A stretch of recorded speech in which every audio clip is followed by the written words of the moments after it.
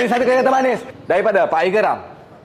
Nikmat berpuasa tidak terbayang. Apaan tu? Lepas berbuka kita semayang. Tapi sabar. Lepas puasa, lepas raya, abang datang hantar rombongan, sayang.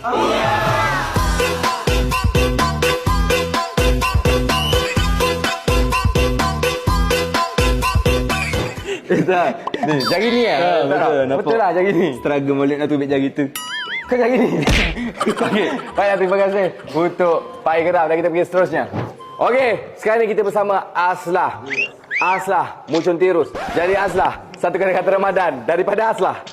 Okay. Puasa janganlah maki. Apaan tu? Yes, confident rezeki. Tapi Ihin, can you be my cinta hakiki?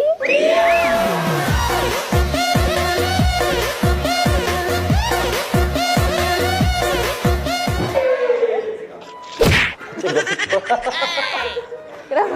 Tak, saya terdengar suara-suara halus di belakang. Macam gampang. Dia jealous dengan keakraban culas. Okey, jadi kita akan pergi seterusnya. Okey, Ihin.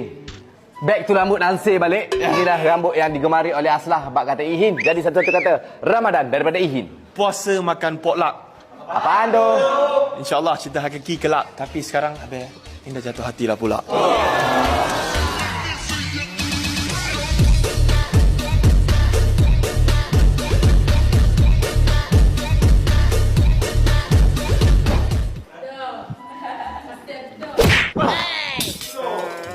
Keluar. Aku tidak mau lihat kau punya muka.